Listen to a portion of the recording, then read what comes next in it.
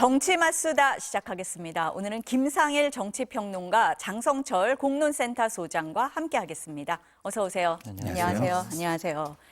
중국을 국빈 방문 중인 이재명 대통령이 어제 시진핑 국가주석과 90분 동안 정상회담을 했습니다. 이 대통령은 이번 정상회담은 2026년을 한중 관계 전면 복원의 원년으로 만드는 중요한 계기라고 강조했습니다. 양국 정상의 상호 국빈 방문이 이례적으로 2달 만에 이루어져서 분위기는 좋았다고 전해집니다. 우리로서는 남북관계 개선을 위해 중국이 적극적 역할을 해주길 바라고 있는데요. 원론적인 공감대는 있었습니다. 관건은 진전이 있을까? 이 부분인데요. 먼저 평론가님, 어제 정상회담 그리고 앞으로의 진전, 평가 어떻게 하시겠습니까? 진전이라는 건 항상 가능성이고요. 외교라는 거는 이익을 위한 가능성을 항상 열어두는 것도 굉장히 중요한 것이죠. 그래서 그것이 실익 외교가 아니더라도 지금처럼 국제 질서가 급하게 재편되고 그 속에서 불확실성이 커지는 상황에서는 관리 외교라는 것도 굉장히 중요한 상황이 되는 것입니다. 그래서 중국과의 관계를 미국과의 관계만을 중심에 두고 해치지 않는 관리 외교라는 차원에서 본다면 지금 관리 외교가 진행되고 있고 그것은 과거의 실용과 실익의 증진이라는 차원에서는 굉장히 중요한 기반이 될 것이다. 이렇게 말씀을 드릴 수 있겠습니다. 관리라는 말이 좀 와닿습니다. 어떻게 보세요, 소장님? 대단히 어려웠었잖아요. 네. 그동안 중국과의 관계가. 지난번 에이펙 때 만나고 이번에 또 만나셨잖아요, 두 분이. 서로 좀 우호 관계라든지 신뢰 관계가 좀 높아지는 그러한 수준으로 평가를 해야 되지 않을까 그런 생각이 좀 들어요. 그러니까 이번에 좀 화끈하게 양국 관계가 확실히 복원됐다. 한한령은 완전히 없어졌다. 뭐 이런 선언보다는 양쪽에서 나온 단어의 메시지 선택을 보니까 좀 우호적이긴 한데 상당히 좀 조심스러워하는 그러한 좀 분위기가 좀 읽혀졌습니다. 특히 이제 북한 문제와 관련해서는 우리가 중국에서 좀 어느 정도 역할을 해줘야 돼. 라고 요구도 하고 북한 비핵화 문제에 대해서 해결 좀 같이 좀 합시다 라고 했는데 중국에서는 별로 이 부분에 대해서는 관여하고 싶어 하는 것 같지가 않아요. 왜냐하면 우리 측 브리핑에서는 북한 문제와 관련해서 브리핑을 했는데 중국에서는 안 했고요. 중국의 관영통신에서도 그 문제는 싹 빼고 보도를 했어요. 그런 것을 보면은 남북 관계가 단시일안에 중국 측의 어떤 지렛대 역할을 갖고 풀리기는 쉬워 보이지 않는구나 그런 생각이 좀 들었습니다.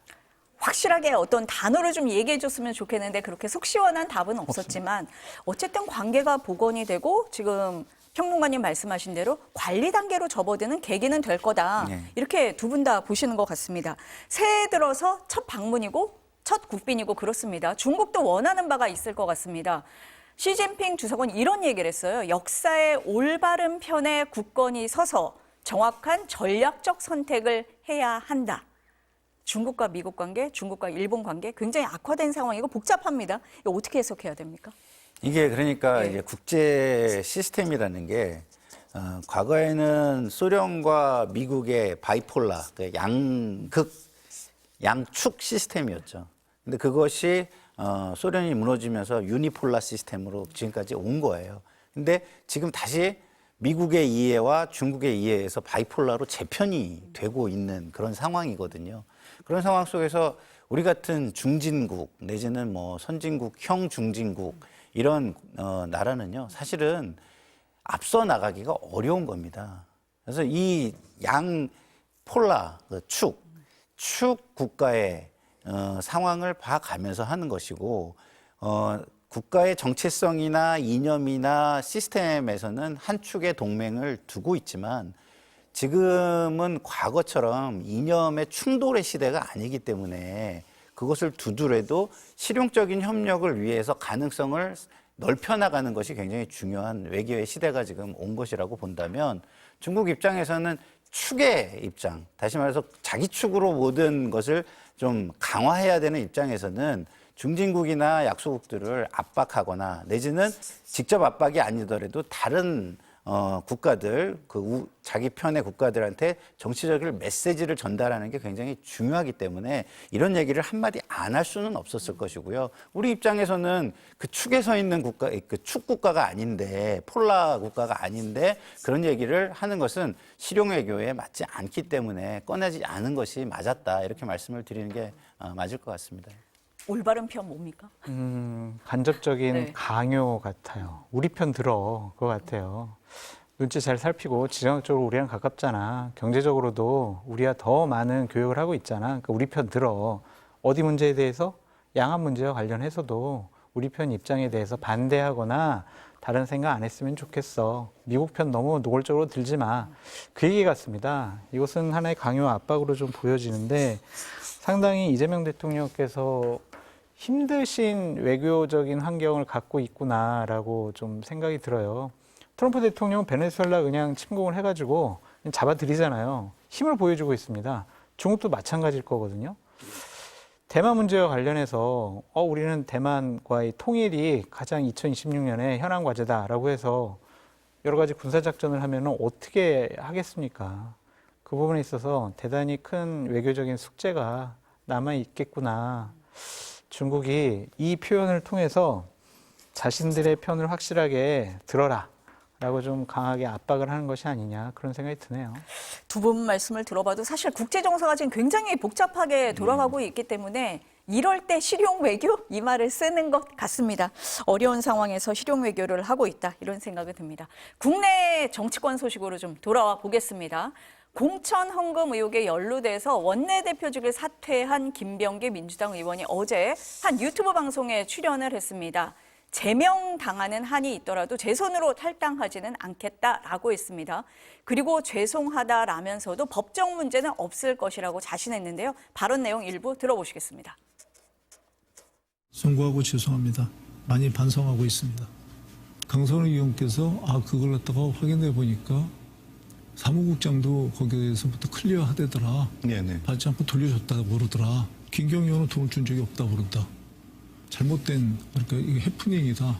저랑 갈등을 빚고 있는 그분들이 보좌관들이었는데 두 분 다 변호사들입니다. 네, 알고 있습니다. 예, 그 변호사들이 판단이 이게 법적으로는 둘 다 안 줬다고 그러고 이렇게 되면 이게 법적으로 문제는 안 될 것 같다.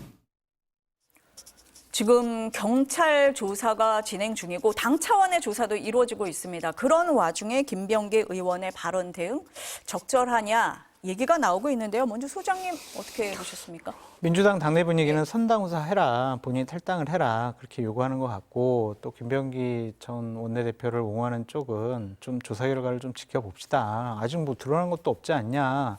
양쪽에 뭐 3명 간에 여러 가지 발언이 좀 엇갈리지 않느냐. 이걸 그냥 무조건 어떻게 탈당 제명시키냐. 이런 논란이 좀 있는 것 같은데요. 여기서도 보면은 김병기 전 원내대표의 선택이 잘못됐다라고 좀 생각이 드는 게 돈 주고받는 거 그거 없었다 하는 해프닝이었다고 생각을 해서 결국에는 김경 전 시의원을 공천했다는 거잖아요. 그러면은요, 이건 컷오프 시켜야죠. 왜냐고요? 당시에 민주당은 다주택자와 관련해서는 그냥 컷오프 시키겠다라는 원칙과 방침을 두고 있었어요. 그 이분이 당시에 보면은 7채의 부동산을 갖고 있었기 때문에 컷오프 대상입니다. 돈을 줬냐 안 줬느냐 그게 해명이 됐기 때문에 공천을 줬다? 그것도 단수 공천 줬다? 이것은 잘못된 판단 아니면 거짓말을 하는 것이 아니냐 그렇게 좀 보여집니다. 그래서 김병기 원내대표가 계속 당에 있으면서 그냥 법적인 조사, 경찰의 조사 이런 거를 받겠다라고 하는 것은 나는 집권여당 당대표라는 전직 원내대표라는 방어막을 갖고 경찰 수사를 받겠어. 그래야 나에 대한 조사가 좀 느슨하지 않을까? 그런 방어막을 옷에 입고 지금 싸우겠다라는 것 같아요. 그것은 김병기 전 원내대표로서는 상당히 유효한 그런 뭐 대응이라고 보여지지만 당으로서는 계속 이거는 손해나는 일이 될 수밖에 없잖아요. 정청래 대표가 이 건과 관련해서 한 2번이나 계속 사과를 하고 있고 또 김현지 뭐 부속실장 얘기도 나오고 있기 때문에 대통령에게까지 누가 되는 일이잖아요.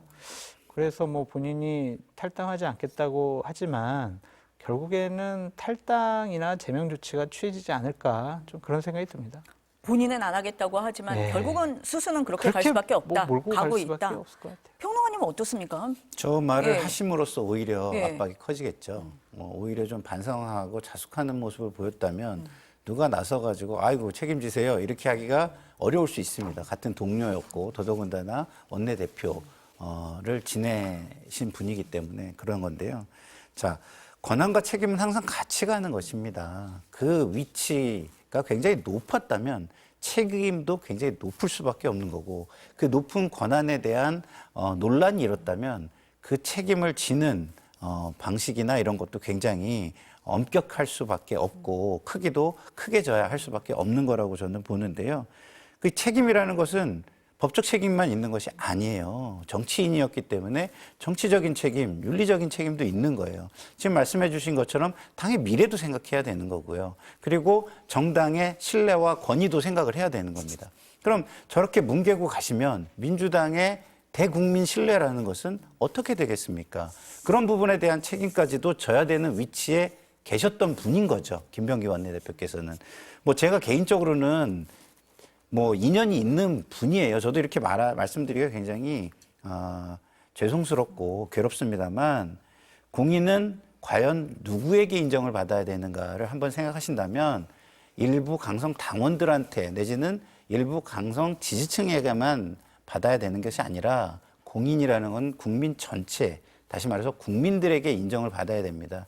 죄송하고 반성한다라는 말을 누구에게 인정받아야 되느냐? 국민들께 인정을 받아야 되는 거예요. 그런 책임 있는 자세를 저는 먼저 취하시는 것이 맞지. 저렇게 얘기를 하면은 오히려 제가 볼 때는 역풍이 불 가능성이 높아지는 거 아닌가. 좀 판단을 잘못하셨다 이렇게 말씀을 드리겠습니다. 두 분 다 지금 부적절한 발언이고 대응이다라고 보시는 것 같습니다. 공천원금 의혹의 키맨입니다. 강선우 의원에게 돈을 건넸다라고 지목된 김경 서울시 의원이 지난해 말에 미국으로 출국한 것으로 뒤늦게 확인이 됐습니다. 경찰에서는 이 고발이 이루어지고 사건 배당되는데 시간이 걸렸다. 출국 당일에 사건이 배당돼서 출국 금지를 검토할 시간적 여유가 없었다라고 설명을 했습니다. 근데 국민의힘은 도피성 출국 아니냐, 경찰의 봐주기 수사 아니냐 이렇게 얘기합니다. 그렇게 보십니까, 소장님? 경찰의 봐주기 수사는 아닌 것 같고 그건 도피성 출국은 맞는 것 같습니다. 왜냐하면 수사 착수한다고 한 그런 발표가 나고 그 다음 날 미국으로 갔잖아요. 자녀들 만나겠다고. 그건 누가 봐도 좀 도피한 것이 아니냐. 여러 가지 좀 대응하기 위한 시간을 좀 벌기 위한 것이 아니냐. 그렇게 볼 수밖에 없죠. 지금 경찰 쪽에서는 김경 시의원하고 여러 가지 얘기를 조율을 하고 있는데 1월 중에 귀국하겠다 이런 식의 얘기를 해요. 1월 중이면은 뭐 내일일 수도 있고 1월 30일일 수도 있잖아요. 그러면 그동안 김경원이 여러 가지로 뭐 증거도 인멸할 수가 있는 상황이고 말을 맞출 수도 있는 상황이잖아요. 이거는 또 어찌 보면 국민의힘이 비판하는 것처럼 굳이 뭐 봐주려고 일부러 그런 것 같지는 않지만 봐주는 수사가 돼버린 것이 아니냐 결론적으로 그렇게 보여집니다. 그래서 좀 발빠르게 수사를 해야 됩니다. 근데 상당히 좀 유감인 것은 정치자금 공천원금 1억은요. 이거는 바로 압수수색 구속해야 되는 그런 건이에요. 이거는 우리가 수사 착수해야지, 자료 검토해야지. 이거 지금 생각할 겨를이 없는 겁니다. 그래서 좀 집권 여당의 관계자들이라서 경찰이 좀 눈치 본 것이 아니냐. 그런 비판으로부터 자유롭지 못하다라고 말씀드립니다. 어떻습니까? 지금 국민의힘 비판이? 예. 수사를 착수한 지 얼마 안 됐기 때문에 이것은 변명이 되기 어렵다고 저는 봅니다. 왜냐하면 국민들에게 이 일이 가지는 일과 사안의 경중이라는 게 있는 것이거든요. 그러면 그동안 수사를 하면서 이런 거를 경험을 못 해본 조직입니까? 아니잖아요. 노하우와 경험이 충분히 쌓여 있는 수사 기관일 거예요. 그러면은 이런 중요한 사안이 굉장히 엄중한 사안에 대해서는 어떤 일이 있을 수 있는지에 대해서 어떤 일에 대해서 책임을 또 물어야 그 자기들에게 책임이 돌아올지에 대해서도 생각하면서 수사에 착수해야 되는 겁니다. 그럼 수사에 착수하고서 어떻게 해야 되는지를 발빠르게 했어야죠. 이것은 경찰이 일을 잘 못했다, 못하고 있다라는 것을 국민들에게 보여준 것이기 때문에 뭐 어떠한 변명도 국민들에게는 쉽게 납득이 가기는 좀 어려울 것 같고요. 그리고 이 일이 벌어진 이후에 그러면 또 수사의 절차를 또 밟았느냐, 뭐 지명수배라든가 그런 것도 사실은 별로 없잖아요. 그렇기 때문에 도피성이라는 게 굉장히 유력하다, 국민들에게 그렇게 느껴진다면 그런 어떤 형식적인 절차라도 다 밟아놨어야 되는데 그런 노력도 좀 부족한 것 같고, 그렇다고 한다면 제가 볼 때는 민주당에서 경찰의 엄정한 수사 촉구 정도의 메시지를 먼저 내주는 게 맞을 것 같고, 그것에 힘입어서 경찰은 좀 더 열심히 하는 모습을 국민들에게 보여줘야 되겠죠. 일의 결과는 아무도 모르는 겁니다. 이게 유죄인지 무죄인지 아직 모르는 거예요. 그렇기 때문에 빨리 결론을 내주기 위한 노력을 경찰이 해야 되고, 신뢰를 높이는 방향으로 소통과 투명성도 강화해야 되겠다, 이런 생각이 들고요. 그걸 하지 못하면 결국에는 제가 볼 때는 권력을 가진 입장에서는 특검 요구를 수용할 수밖에 없는 방향으로 가게 되지 않을까라는 생각이 듭니다. 지금 평론가님이 특검을 말씀을 하셨는데 공천 헌금 의혹에 대해서 민주당에서는 개인 일탈이다 이렇게 선을 긋고 있고, 국민의힘에서는 특검을 해야 한다 이렇게 주장을 하고 있거든요. 양측의 주장부터 들어보시겠습니다. 경선 제도가 처음 도입한 것이 2004년 17대 국회거든요. 예. 그 이후로 이 공천 부정 이런 부분은 상당히 없어졌다. 17대 국회 이전과 이후가 좀 그런 부분에서 달라진다라고 저는 생각을 하는데, 이번에 저도 상당히 좀 당황스러웠어요. 이런 일이 있을 수 있나? 이런 생각이 좀 들었는데, 저는 뭐 이 외에 다른 일이 없다라고 믿고 있고, 없기를 바랍니다. 요즘 좀 유행이 되는데 시스템 에러냐 휴먼 에러냐 이런 얘기 하던데, 이거는 시스템 에러라기보다는 휴먼 에러에 가깝죠. 공천 뇌물 사태의 키맨인 김경 서울시 의원이 경찰 수사가 시작되자마자 미국으로 출국했습니다. 경찰에서는 핵심 키맨을 출국 금지도 시키지 않고 내버려 둔 것입니다. 살아있는 권력 앞에서 한없이 느려지고 무뎌지는 경찰의 칼로는 결코 권력형 범죄를 수사할 수 없습니다. 특검 도입이 반드시 필요합니다. 특검은 2022년 지방선거와 2024년 총선의 더불어민주당 공천 뇌물 카르텔 진상 규명을 위한 특검입니다. 지금 들어보셨지만 민주당에서는 개인 일탈이다, 전수조사까지는 아니다라고 선을 긋고 있고, 국민의힘에서는 특검을 해야 한다라고 하고 있습니다. 네. 어떻습니까, 양측의 주장? 아니, 시스템이라면 예.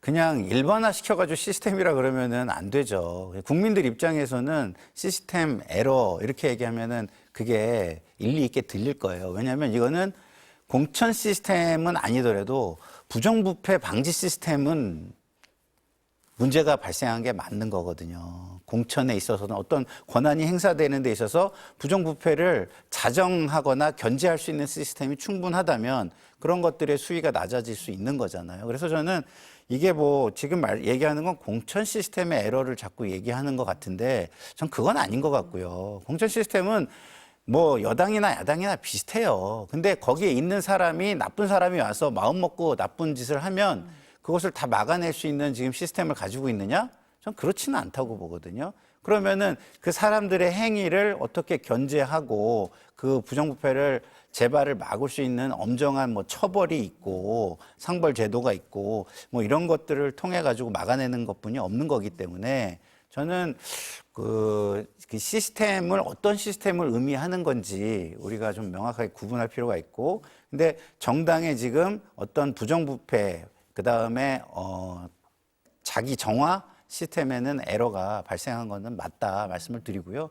공천 시스템 에러를 하려면 국민의힘의 입증 책임이 좀 더 필요한 거 아닌가. 구조적으로 전반적으로 일어났다라는 거를 좀 더 제시를 해줘야죠. 그래야 좀 정당한 비난, 비판이 될 것이라고 봅니다. 그러면은 특검을 할 만한 사안은 아니다, 이런 입장이신 거네요. 저는 개인의 예. 문제, 예. 뭐 인사를 우리가 잘못하면 그 인사가 거기 가서 잘못하는 경우는 왕왕 있잖아요. 정부에도 있고. 그런 것이지. 그렇다고 해가지고 국가의 뭐 관료 시스템이 에러가 발생한 거다, 이렇게 얘기는 하진 않잖아요. 그러니까 민주당의 공천 과정 전반에 무슨 그렇죠. 비리가 있고 이런 건 그런 건 아니다. 아니다라는 예, 예. 말이 저는 네. 맞다고 보는데, 그 말을 시스템이란 말로 취현하면 굉장히 이게 얘기하기가 방어하기가 힘든데, 굳이 또 그거를 저는 좀 나눠본다면 공천 시스템의 문제라기보단 부정부패의 방지 시스템이 좀 약화됐다라고 좀 보여집니다. 어떻게 보세요, 소장님? 네. 상대를 보고 정치할 거냐, 거울 보고 정치할 거냐, 그걸 좀 묻고 싶은데 윤석열 정권 시절에 윤석열 정권의 집권당의 원내대표가 이런 일에 연루가 됐어요. 그리고 좀 대통령 부부와 대단히 가까운 그런 의원과 또 이런 일이 공천 헌금 문제가 불거졌어요. 근데 중요한 피의자나 증인이 외국으로 갔어요. 그러면은 민주당에서는 아유 그래 수사 지금 뭐 잘하고 있네 좀 지켜봐야지 그러겠습니까? 아니면은 이거는 권력형 뭐 비리가 될 수 있다 그러니까 특검하자 이렇게 더 주장하지 않겠습니까? 특검을 왜 하냐면요 권력과 관계된 그러한 여러 가지 부적절한 일이 벌어졌을 때 이것이 검찰이나 경찰에 맡겨놔서는 권력의 눈치를 볼 수가 없으니 이거는 별도의 특검 조직을 만들어 가지고 권력의 눈치 보지 않게 공정하고 객관적으로 빠르게 수사합시다. 이게 특검의 취지잖아요. 정확하게 이거는 거기에 해당되는 거죠. 전직 원내대표가 지금 연루가 돼 있고요. 또한 뭐 여가부 장관 후보자, 현역 뭐 민주당 국회의원 탈당했지만 그런 사람들이 이제 관계돼 있단 말이에요. 김경 시의원 같은 경우에는 김민석 국무총리랑도 어떠한 관계가 있는 거 아니냐 이런 의혹까지 나오고 있는 상황이란 말입니다. 이런 걸 특검하지 그러면 뭘 특검을 합니까? 그래서 이러한 부분 계속 막으려고 한다라면은 민주당은 또 내로남불, 모순된 그러한 정당이다라는 비판으로부터 자유롭지 않을 것 같습니다. 그러니까 뭐 민주당 공천 과정에 뭐 전체적인 비리가 있었다 뭐 이런 부분을 얘기하는 게 아니라 권력과 가까운 그렇죠. 수사에 있어서는 맞습니다. 경찰 수사를 믿지 못하는 부분이 있기 때문에 국민의힘에서는 이렇게 주장을 하는 거다. 그건 타당성이 있는 지적이고 주장이라고 보여집니다. 그래서 제가 아까 네. 말씀드린 네. 것처럼 민주당이 지도부 차원에서 경찰의 엄정한 수사 촉구가 저는 먼저 있어야 된다고 봐요. 저희가 먼저 특검하자 이렇게 얘기하기는 어렵잖아요. 그리고 경찰이 하는 거를 좀 봐서 야당의 입장을 수용할 정도의 여론 방향으로 흘러간다면 또 수용을 해주는 것이 맞다 이렇게 말씀을 드립니다. 두 분 다 철저한 수사가 있어야 된다. 진상 규명이 돼야 한다. 뭐 방식을 떠나서 그 부분에 있어서는 같은 말씀이신 것 같습니다. 이혜훈 후보자 얘기 좀 해보겠습니다. 연일 이혜훈 기획예산처 장관 후보자에 대해서도 논란이 이어지고 있습니다. 그런데 인사청문회 열릴 것 같습니다. 여야가 일정 협의 예정이고요. 민주당 안에서도 사퇴 요구 공개적으로 있기는 했는데 대통령실 청와대에서는 일단 청문회 과정을 지켜보자 이런 입장으로 들리거든요. 어떻게 보고 계세요? 제가 대통령실이라도 그럴 수밖에 없을 것 같아요. 자, 협치를 해요. 그리고 우리가 관리하는 사람이 아니에요. 그럼 그 사람에 대한 도덕성 검증이나 이런 거를 우리가 그동안 해왔나요? 그렇지 않잖아요. 근데 상대 진영에서 도덕성 검증을 통해서 20년간 주요 정치인으로 성장해 온 사람이에요. 그러면 협치를 할 때는 그 사람의 능력을 보고 협치를 하는 것이지. 그리고 탕평이란 차원에서 국민들한테 보여주기 위해서 뭐 단계가 더 폭넓은 단계로 가서 아예 그 권한 추천권까지 타 정당에 준다면 더 좋겠지만 지금의 정치 상황이 너무 갈등적이면 그거보다는 좀 더 미흡하지만 미흡한 단계에서라도 국민 통합과 협치를 위해서 노력하는 모습이라는 것을 우리가 보여줄 수 있는 거잖아요. 그래서 그거를 했는데 도덕성 문제가 더 이슈가 되니까 이게 더 난감한 거예요. 그럼 20년 넘게 그러면은 국민의힘은 국민들을 속여왔다는 겁니까? 뭡니까? 아니면 검증을 못 해가지고 그동안 그렇게 주요 정치인으로 성장시켜 줘왔다는 겁니까? 뭡니까? 그래서 저는 이거는요, 이렇게 평론하면서도 굉장히 저는 혼란스러워요. 그럼 우리가 이 사람을 도덕적으로 그동안 검증하는 게 더 중요했나? 아니면 국민 통합의 가치를 국민들에게 보여주는 게 더 중요했나? 한다면은 후자 쪽의 가치가 상당히 의미가 있었기 때문에 그 실험을 한 것이거든요. 근데 도덕성 문제가 터진 거죠. 그럼 그거는요, 제가 볼 때는 이혜훈 후보자가 자신이 소명을 적극적으로 하고 못하면 또 못하는 만큼의 책임을 지는 것이 옳다라는 생각이 저는 개인적으로 듭니다. 그러니까 평론가님은 이혜훈 의원이 국민의힘에서 3선을 한 의원인데 국민의힘에서 그동안 공천을 받았을 때는 그런 부분에 대해서는 어느 정도 검증이 됐기 때문에 하지 않았겠느냐. 예. 협치가 뭐죠? 능력을 같이 발휘해서 국민들에게 좋은 일을 하자는 거잖아요. 그럼 능력 있는 사람을 데려오는데 이혜은 의원이 사실은 제가 저도 기재위를 거의 뭐 십수년간 했기 때문에 기재위에서 활동하는 거를 굉장히 여러 번 뵀어요. 근데 능력이 있는 것도 맞아요. 그리고 굉장히 꼼꼼하게 공무원들을 꼼짝 못하게 하는 역량을 갖추신 분이에요. 그러나 도덕성이나 이런 문제는 다른 문제인 것이죠. 그런데 제가 만약에 타 진영의 사람인데 다른 진영의 사람을 볼 때, 저 진영에서 저만큼 역할을 하고 있는 사람인데, 도덕적으로 우리가 먼저 검증해가지고 하기가 쉬울까요? 대부분은 검증이 이미 됐다라고 어느 정도 생각하고 그 중에서 고르게 되지 않을까요? 이런 거를 좀 국민들한테 저는 좀 말씀을 드리고 싶은 겁니다. 예. 그러니까 청와대에서는 청문회 과정을 지켜보자고 할 수밖에 없는 거다. 어떻습니까, 소장님? 그러니까 1차적으로 문제되는 게 보좌진 갑질 문제잖아요. 제가 사건 관계인으로서 답변이 제한된다. 라고 좀 말씀드려야 되지 않을까 그런 네, 생각이 좀 네, 듭니다. 네, 제가 네. 이제 2008년도에 네. 한 1년여간 이혜은 의원 보좌관을 했었거든요. 저는 뭐 여러 가지 경험도 해보고 뭐 여러 가지 일도 지켜보기도 하고 저한테 직접 뭐 여러 가지 일들이 있었고 그런 상황이거든요. 그런데 이제 제가 이제 과거에 있었던 일을 특정한 시점에 특정한 일을 막 부풀려가지고 얘기를 하면 야, 정말 대단한 갑질을 했던 분이구나 이렇게 얘기할 수 있지만은 뭐 이혜은 의원 보좌진들 많이 바뀌기도 했었지만 뭐 4년, 5년 또 10몇 년 함께 같이 근무한 보좌진들도 있어요. 만약 이혜은 의원이 막 지금 보도된 것처럼 그렇게 막 야 그러고 막 인격 모욕적인 얘기를 계속 해왔다면 그렇게 못 있어요. 4년, 5년 보좌관 생활 어떻게 합니까? 10년 넘게 여비서 역할을 어떻게 합니까? 그래서 너무 좀 칭소분대된 부분이 있다. 좀 그렇게 말씀을 드리는데 이렇게 좀 제가 경험한 거를 말씀드렸더니 너는 왜 또 이혜은을 실드하냐 뭐 그런 비판도 좀 하시더라고요. 그래서 이런 것들은 검증을 할 수가 없는 거잖아요. 대단히 내밀한 부분이기 때문에.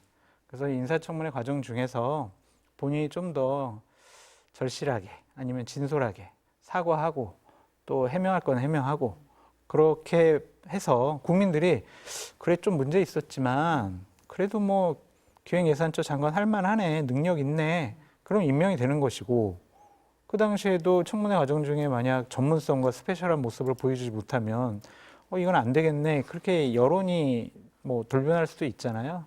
그래서 여론에 달려 있지 않을까. 대통령실 청와대의 반응은 확고한 것 같습니다. 이거는 저 사람을 그냥 어떤 능력 측면만 본 것이 아니라 진영을, 이념을, 정당을 넘나들면서 우리 인재를 넓게 쓰겠다. 그런 포용적인 인사, 그러한 한의 원칙 하에서 지명을 한 거잖아요. 그렇다면 인사청문회 과정 중에서 국민들을 얼마나 납득시킬 수 있느냐, 그것을 볼 것 같아요. 그래서 이혜은 후보자께서 잘 준비하시고 진솔하게 해명을 해야 될 시점으로 왔다. 그렇게 말씀드려요. 제가 지난번에도 여쭤봤었는데 전직 보좌관으로서의 설명이었습니다. 그럼 이 부분은 어떻습니까? 이혜은 후보자가 이제 재산 신고를 했습니다. 2020년 신고할 때는 62억 원이었는데요. 이번에 175억 원을 신고를 해서 113억 원이 증가했습니다. 가족들이 친척회사 비상장 주식을 99억 원어치 보유하고 있는 게 눈에 띕니다. 그리고 분양받은 50평대 반포의 신축 아파트를 37억 원에 신고를 했는데 현재 호가가 최소 80억 원이 넘는다. 이렇게 얘기가 되고 있습니다. 재산이 크게 늘어났습니다. 문제가 됩니까? 이게 비상장이잖아요. 비상장은 기업 공개를 하지 않았기 때문에 대부분 가족들이 갖고 있을 수밖에 없어요. 근데 이제 그 비상장 주가도 이제 뛰거든요. 그리고 장외 거래라는 것도 또 존재해요. 그렇기 때문에 그 가격이 굉장히 평가액이 중요하거든요. 그러면 여기서 중요한 건 늘어난 것이 중요한 게 아니라 그 기업이 전망이 좋다라는 거잖아요, 지금. 근데 그 전망이 좋은 것이 외부의 요인이 있었느냐라는 게 중요한 거예요. 그리고 공적인 업무와 연관된 일이 있었거나 그 미공개 정보, 그 업무상에 취득한 정보가 미리 뭐랄까요, 전달이 돼가지고 호재가 있었느냐 이런 것들이 전 중요하다고 봐요. 예를 들어 저도 재정적으로 십수년간 했잖아요. 제가 만약에 그걸 바탕으로 돈을 벌려고 들었으면 저는 굉장히 많이 벌었을 거예요. 왜냐하면 R&D 예산 어디에 다 들어갔는지 저 다 알아요. 근데 과학기술 회사들 조그만 소기업, 중소기업 많거든요. 그런데 어디 R&D 예산이 어느 회사로 갈 것 같다. 그래서 제가 그 비상장 주식을 만약에 샀다. 돈 떼돈 벌었겠죠, 지금까지. 그런 건 하면 안 되는 거예요. 그래서 그런 일이 있었다면 이분은 공직자로서 자격이 없는 거죠. 자기가 권한과 지위를 통해 가지고 비대칭적인 정보를 입수했는데 그 비대칭 정보를 활용해 가지고 돈 버는 데 이용했다. 그건 공인의 자격이 없는 것이기 때문에 중요한 것은 속도나 규모보다는 그 속도나 규모가 왜 발생했느냐 그 원인에서 찾아야 된다. 그래서 그 청문회에서 잘 설명하시고 또 입증하는 쪽에서는 잘 입증해내는 것이 관건이겠다 이런 생각이 듭니다. 어떻습니까? 재산 증가는? 불법적이 아니면 자유시장 경제 체제인 대한민국에서 재산이 많다라고 뭐 비판을 받거나 공직을 할 수가 없어라고 규정하는 것은 좀 많은 좀 과한 비판이 아니냐 좀 그런 생각이 들고요. 일단은 부러워요. 돈이 많으신 거는 너무나 부럽다라고 말씀을 드리는데 이제 말씀 주신 것처럼 다른 외부적인 힘이 뭐 가해졌느냐 아니면 도와줬느냐 또 불법적인 일이 있었느냐 그런 것들을 좀 청문회 과정 중에서 해명을 하시면 될 것 같고 이 재산 문제만큼은 대통령실에서 자료를 제출받아서 여러 가지 검증을 했을 거 아니에요. 이 부분이 만약에 불법적인 요소가 있었다라고 하면 아마 지명 자체를 하지 않았을 것으로 보여집니다. 그래서 재산 문제는 별 문제가 없지 않을까라는 좀 생각이 들면서도 좀 제 눈에 띄는 하나의 해명 문장이 있어요. 분양받은 50평대 반포 신축 아파트. 이 50평대 반포 신축 아파트를 분양받을 만한 그런 조건이 되셨을까? 분양받으셨을 때 또 그런 생각도 좀 들긴 합니다. 그래서 이 부분도 상당히 좀 해명을 잘 하셔야 될 것 같다. 좀 그런 생각도 드네요. 재산이 이렇게 많은데 무주택자였을까라고 보시는 건가요? 무주택자는 아니었어요. 왜냐면 2008년도에 네. 제가 재산 신고하는 것을 옆에서 다 지켜보고 했는데 그때도 이제 강남에서 전세로 살고 계셨지만 다른 쪽에 이제 집이 있었어요. 뭐 좀 지방 쪽에. 그래서 무주택자는 아니었던 것 같은데 이 부분이 좀 마음에 걸려요. 제가 막 부자진이라면 이렇게 해명 안 하라고 했을 것 같다. 그런 생각이 듭니다. 저도 정확하게 어떤 분야인지는 몰라서 말씀드리기는 좀 그런데 이 그런 부분도 것들을 해명이 돼야 된다. 정확하게 하는 게 중요해요. 예를 들어서 분양은요. 네. 아파트가 없어서 분양을 받기도 하지만 재개발을 통해서 분양을 받기도 하고 상가를 가지고 있는데 상가가 건축에 포함되는 경우도 분양을 받게 됩니다. 그래서 여러 가지의 종류가 있기 때문에 그런 것들을 입증하는 쪽에서 정확하게 핀포인팅 해가지고 입증을 해내는 것도 중요하고 그러나 국민적인 의혹이 일어났으니까 입증 못하니까 나는 니네가 입증 못하면 나는 아무 문제 없어. 이런 태도를 보인다면 그 역시도 국민 정서를 건드리기 때문에 최선을 다해서 소명하는 모습도 보여줘야 된다. 이런 말씀을 드리고 싶습니다. 평론가님이 미리 정보를 알았느냐 그 부분이 중요하다고 하셨는데 그래서 이 얘기가 나오거든요. 이혜원 후보자 남편이 인천국제공항 개항 1년 전에 인천 영종도의 토지를 매입을 해서 20억 원대 시세 차익을 얻었다. 이게 논란인데 개발 정보 사전에 입수한 거 아니냐라는 겁니다. 왜냐하면 이 후보자가 KDI 연구원으로 인천공항 접근성 강화를 위한 송도시와 고속도로 예비 타당성 조사를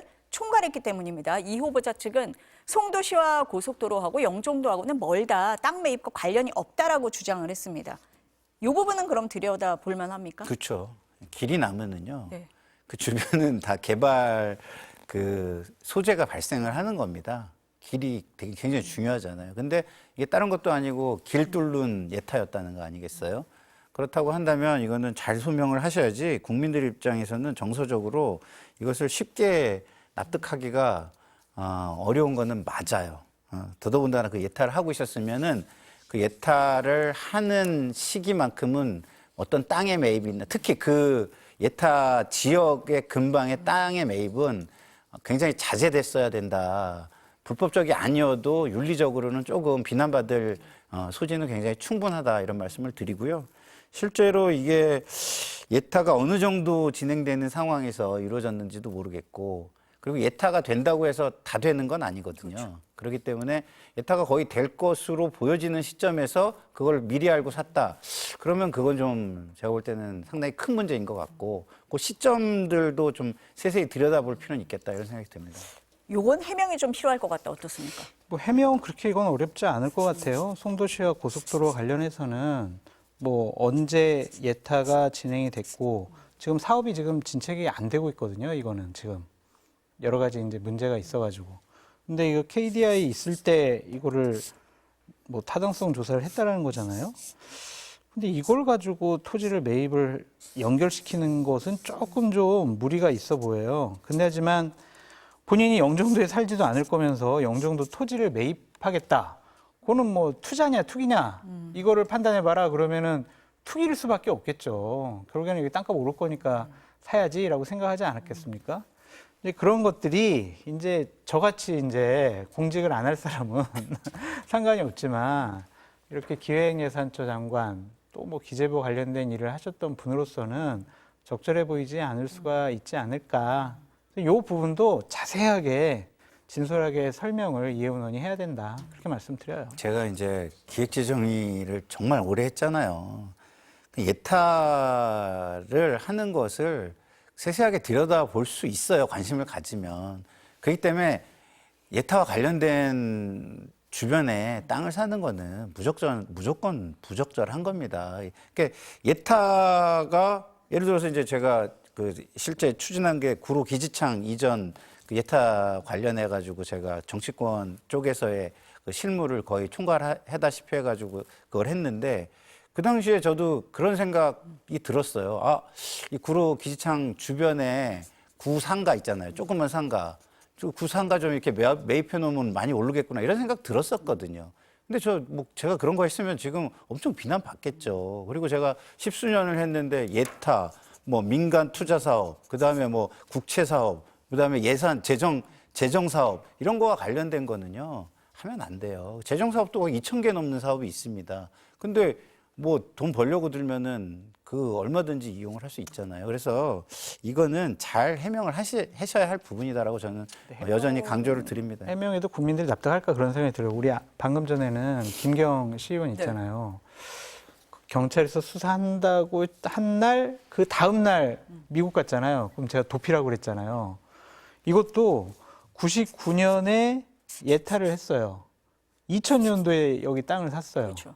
그러면은 이거는 투기한 거 아니냐, 돈 벌려고 한 거 아니냐, 그런 비판으로부터 자유로울 수가 없겠죠. 그렇기 때문에 이걸 너무 억지로 상관이 없어요. 이런 식으로 해명한다면 국민적인 분노가 더 높게 나올 수 있지 않을까 그런 생각이 듭니다. 인정할 거 인정하셔라. 그렇게 말씀드려요. 그러니까 개발 정보를 미리 알았느냐 아니면 투기냐 투자냐 어떤 측면에서도 이 부분은 해명이 필요해 보인다라는 말씀이십니다.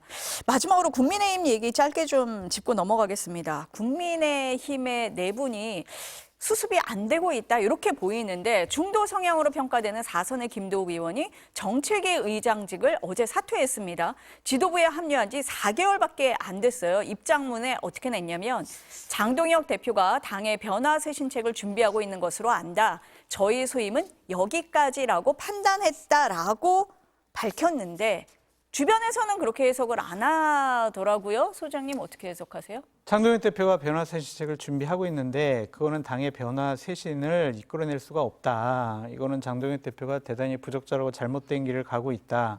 내가 각종 최고위원 회의 때 여러 가지 얘기를 하고 그러면 안 된다라고 여러 가지로 조언을 했지만 듣지 않는다. 내 역할은 더 이상 없는 것 같다. 그리고 장동혁 대표라는 저렇게 보수우파 국민의힘을 망치려는 당대표 밑에서 정책위 의장 하는 것은 내 명예에 오욕을 주는 것이다. 그렇게 생각해서 그만두신 거라고 보여집니다.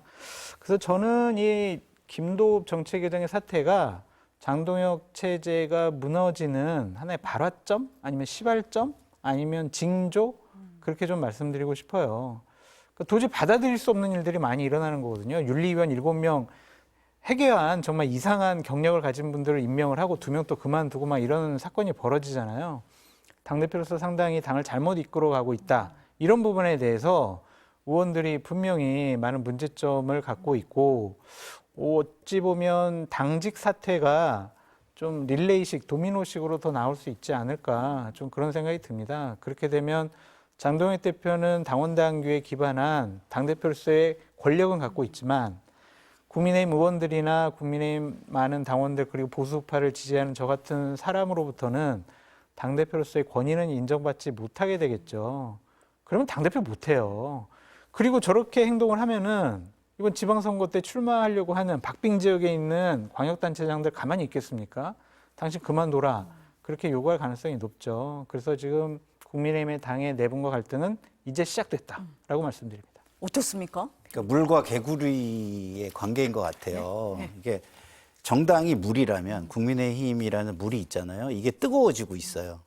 근데 거기에 정치를 하고 있는 많은 사람들이 있는데 이 개구리들이 그 물속에 들어가 있는 개구리와 밖에 있거나 아니면 언저리에 있는 개구리가 있어요. 그러면은 그 물속에 들어가 있는 개구리는요, 물이 끓어서 죽을 때까지 온도 변화를 못 느낍니다.